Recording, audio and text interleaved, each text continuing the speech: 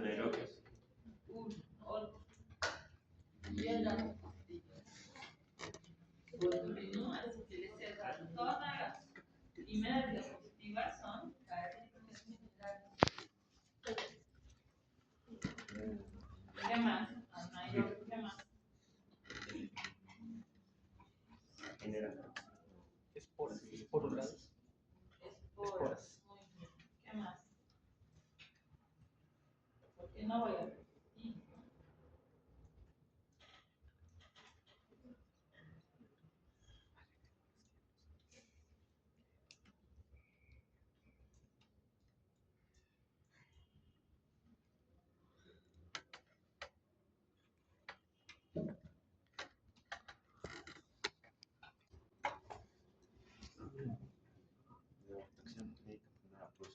Esas son, sí, características generales.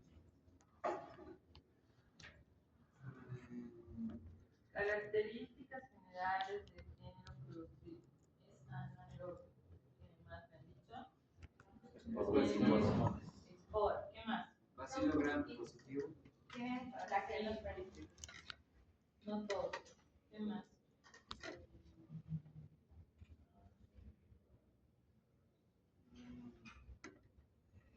¿Qué tipo de infecciones produce? Prolimia. Transmisión. Producen intoxicación. No todos. Son bacilos positivos, rectangulares. Apaguen las luces de la pequeños. Tienen esporas, pero todo en biología siempre hay una excepción. El Clostridium perfringens es una bacteria que normalmente, a diferencia del Botulinum tetanosa, se encuentran en forma vegetativa. ¿Qué significa? Que no es muy difícil que encontremos la espora. ¿Por qué? Porque esta bacteria no es un colonizante o un habitante del medio ambiente como es el tétanos o el botulismo, sino esta bacteria vive en el tracto gastrointestinal. La flora microbiana normal o el microbioma del tracto gastrointestinal está formado por muchos géneros y especies bacterianas, de las cuales casi el 40% son anaerobios. Y uno de los anaerobios que ocupa este tracto es el Clostridium perfringens. ¿Por qué es importante? Este es otro que es inmóvil, ¿no? Han dicho que tiene flagelos pectílicos, no todos, este es inmóvil. ¿Por qué es importante? Porque este microorganismo aparece en personas producto de infecciones o negligencia médica, es decir, o negligencia del paciente o negligencia farmacéutica. Su compañera, la cuarta de esta fila, nos va a explicar por qué. A ver, ¿por qué?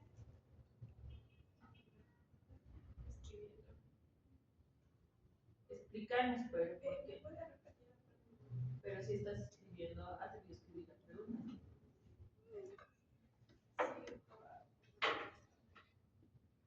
¿Por qué el Clostridium perfringens o aparece por una negligencia médica del paciente o de los farmacéuticos?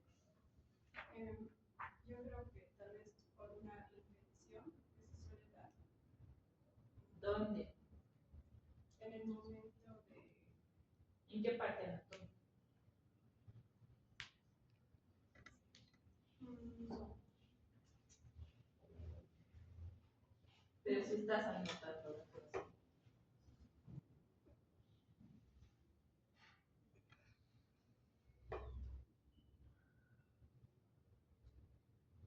A ver, ¿cuáles son las características de un anaerobio?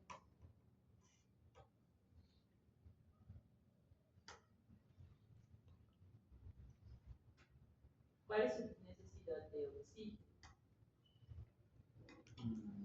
7-10%. Muy bien, de un anaerobio 7-10%. Yo no sé para qué anotan si tienen su libro. Ustedes, las generaciones de ahora, tienen que escuchar, ver y leer. escuchan en la clase, ven su grabación, leen su libro. Ya. Esta bacteria es importante porque existe una alta mortalidad de personas que mueren secundario a malos tratamientos antibióticos. Porque generalmente una persona que tiene diarrea, lo primero que hace es va a la farmacia y toma ciprofloxacin. Y Bactrim forte. Y lo único que hacen es eliminar su flora microbiana normal, buena, y coadyuvar a la proliferación de estas bacterias, las bacterias anaerobias. Y cuando hay una proliferación de bacterias anaerobias en el tracto gastrointestinal, el tratamiento es muy complicado y muy pocas personas se salvan, porque puede ir desde hacer trasplante fecal hasta necrosis del tracto gastrointestinal y la resección del mismo, hasta la muerte del paciente. Mi abuelita se murió por esto hace 2 años, por una mala administración de un antibiótico, por una infección en la piel. Entonces, esta bacteria es importante que ustedes la conozcan porque sobre todo se da en personas que tienen tratamientos antimicrobianos agresivos, que están por mucho tiempo y la persona sigue con un proceso infeccioso en otro sitio.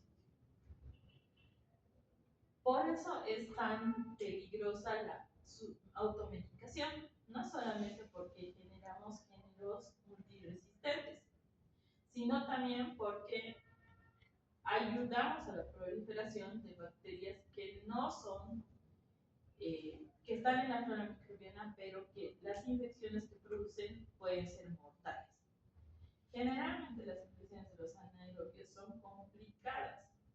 Por ejemplo, las infecciones de las muelas que se producen por anaerobios, que llegan a abscesos y a necrosis de tejidos, también pueden derivar en la muerte. Entonces, en este caso, en una infección por un anaerobio es complicado. Es una bacteria hemolítica en el desarrollo de la sangre en anaerobiosis, en una hemólisis completa. Y conocemos 5 cepas: A, B, C, D y E. En esos serotipos se divide el Clostridium. Esto depende de la toxina que genera. Entonces podemos decirle A, B, C, D o alfa, beta, gamma, lambda, ¿no? En latín. Pero la toxina alfa, o también llamada lecitinasa, es encargada de la hemólisis, de la destrucción de los glóbulos rojos. Esta toxina lo que hace en el intestino es destruir las uniones intercelulares y incrementar la permeabilidad de las paredes del tracto gastrointestinal. Lo que hace es que destruye la mucosa y se produce una diarrea acuosa. ¿Sí? La sintomatología principal es diarrea. Cuando ustedes tengan un paciente, además que el paciente no tiene fiebre, paciente afebril con diarrea crónica, acuosa, internado, antecedente de tratamiento antimicrobiano, piensen. ¿Sí? El Clostridium difficile es igual, lo mismo. ¿Sí? Se encuentra en el tracto gastrointestinal y es peor, produce muerte casi a los pocos días. Entonces, este produce. La toxina beta es la toxina encargada de la éstasis intestinal. ¿Qué sucede? ¿Qué es la éstasis intestinal?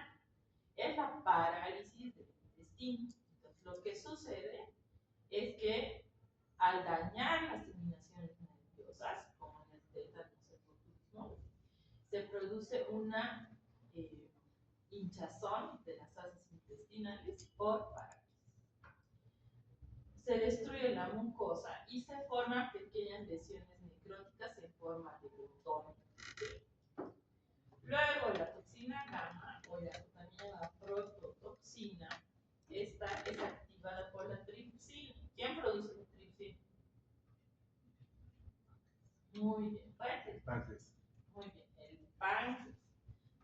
esta toxina se activa por la tripsina que elimina el páncreas a través del conducto pancreático hacia el tracto gastrointestinal y coadyuva con la lecitinasa para aumentar la permeabilidad vascular.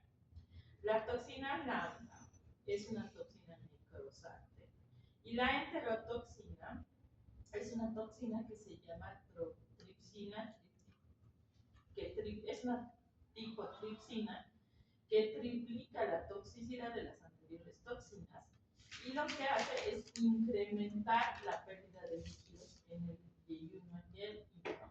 Y lo que hace es una toxina termolábil que se activa y toda la sintomatología se eleva a su potencia X.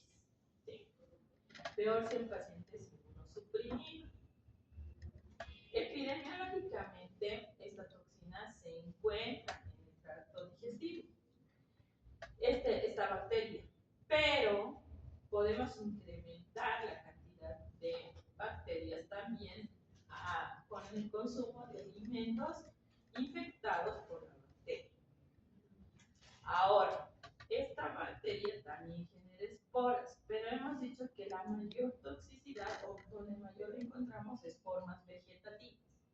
Entonces, a diferencia del tétanos y del botulismo, esta es una bacteria que produce más enfermedad en su forma vegetativa. Los dos serotipos más frecuentes son el A y el C. El A es el más frecuente y se encuentra en casi todos los países. Y cuando uno infecta por el tipo C, produce una enteritis necrosante, que significa que una porción del intestino colonizada por esta bacteria se va a morir. ¿Y qué es lo mejor en el tratamiento aparte del antibiótico? Reseccionar quirúrgicamente esa porción y sanar el intestino. Ahora, no solamente puede producir infecciones en el tracto gastrointestinal. Esta bacteria, si su forma vegetativa es la contaminante, también produce infecciones en tejidos blandos, como la piel. También produce septicemia, cuando se encuentra en gran cantidad del tejido necrosado, migra hacia los vasos sanguíneos y de ahí a todas partes del cuerpo.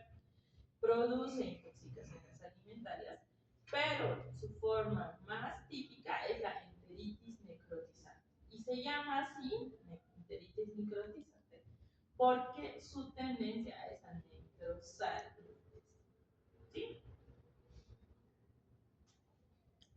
Cuando hablamos de infecciones en tejidos blandos, ustedes tienen que saber que cualquier infección producida por un anaerobio tiende a ubicarse principalmente en el tejido celular subcutáneo y va a encontrar o va a ser más grave en lugares que tengan mayor cantidad de grasa. ¿Cuáles son esos? Las partes traseras de los tusus, como dicen, o de los gemelos, y estas partes del brazo, que son los lugares que más tejido adiposo tienen. Cuando una bacteria coloniza el tejido adiposo, está feliz porque el tejido adiposo, si bien tiene una irrigación rica, esta irrigación es por vasos muy pequeñitos. Entonces, las células del sistema inmune que viajan ahí no llegan específicamente al sitio donde van. Además, que el tejido adiposo es un tejido grasoso, que lo que hace es proteger cualquier bacteria para que esta no sea reconocida por el sistema inmunológico y pueda proliferar. Cuando la bacteria prolifera en el tejido celular subcutáneo, al ser una bacteria anaerobia, produce un estadio gaseoso. ¿Qué significa? Ustedes cuando se compran un aparato electrónico viene envuelto en unos plastiquitos con unos chinchoncitos, ¿ven? Que lo que hacemos es aplastar. Lo agarran todo junto y lo exprimen y todo al mismo tiempo se destroza. ¿Ven?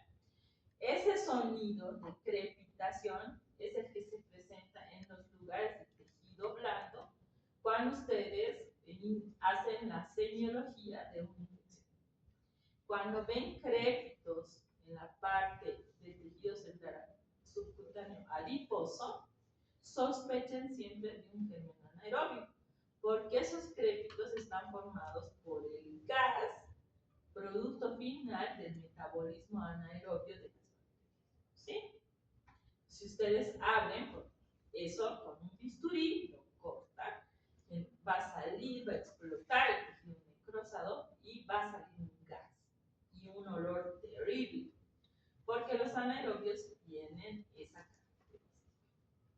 Entonces, también, si ustedes ven aquí un tejido teso, celulitis, todo eso, que cuando progresa mucho se forma un absceso, entonces vamos a ver una miositis supurativa, y como estadio final, la necrosis, ¿no? La mionecrosis, la necrosis del músculo estriado. Las intoxicaciones alimentarias se dan por comer alimentos en mal estado o alimentos contaminados por esporas o las formas vegetativas. Pero ¿de dónde viene esto? Del mal aseo de las manos. Si estamos diciendo que normalmente tenemos este bacilo en las heces, las personas que manipulan los alimentos deben tener un correcto adecuado de lavado de manos. ¿Por qué? Porque muchas veces vemos frecuentemente que la señora que nos vende la Tucumán una balba, no sabemos si se ha lavado las manos.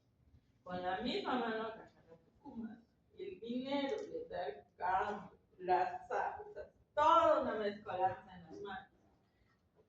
Y nunca hemos visto que se ponga guantes. Entonces, esa contaminación contamina los alimentos y la sintomatología de una intoxicación aparece en un tiempo menor a 24 horas. ¿Qué es lo importante? En una intoxicación alimentaria, la sintomatología empieza dolor abdominal fuerte, de tipo cólico, retortijones, lo que llaman, y seguido de vómitos y diarrea. Generalmente, estas bacterias les gusta la carne, entonces podemos contaminarnos o intoxicarnos por comer carne cruda, así que cuando pidan término medio, piénselo 2 veces. O productos de carne molida, congelada, como las hamburguesas de los carritos o las mayonesas. Y también sobrevive a temperaturas del refrigerador doméstico. Entonces tengan cuidado con lo que comen. La enteritis necrosante es esto. Ustedes ven acá, todo este intestino que está así rojo es un intestino hinchado, muerto. Está hinchado por el gas que produce la infección de la anaerobia. Este es el tejido sano, pero todo esto es el tejido muerto. Entonces lo que se produce es una hinchazón abdominal, dolor, y cuando abrimos todo necrosado. Y muchas veces tenemos que reseccionar la mitad del intestino. Generalmente la toxina que se liga a la enteritis necrotizante es la toxina o el serotipo C, donde se encuentra la toxina beta. El paciente empieza con dolor abdominal, siempre las intoxicaciones, dolor abdominal. Las infecciones, por lo general, comienzan con diarrea.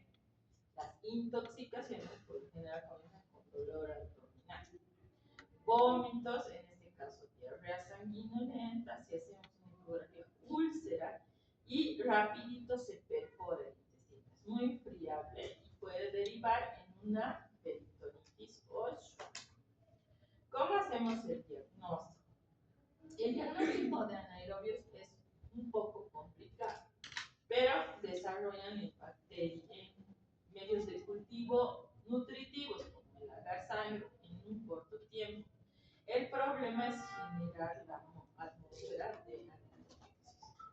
Actualmente no se hace diagnóstico por cultivo, por las fallas.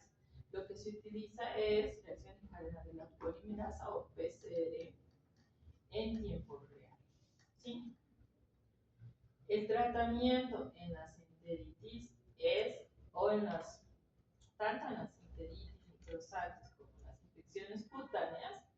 En algún caso es el debridamiento quirúrgico en la piel, que puede llegar hasta la amputación de tejidos blandos, o la pierna o el miembro. Y en el caso del intestino, resección del colon, que puede terminar en una colostomía temporal. Y por último, el aislamiento.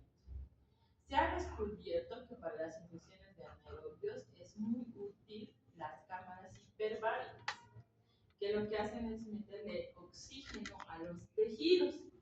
Como las bacterias son anaerobias, al tener una concentración mayor a 10%, llegando a 20%, de oxígeno se mueren. Lo bueno es que son sensibles a la penicilina. Entonces hay que dar penicilina en altas dosis, debridamiento quirúrgico, limpieza y cámara hiperbárica. ¿Sí? Listo. Esa es la clase de fácil, más las generalidades de los virus. Muy bien. Pueden irse a su parcial de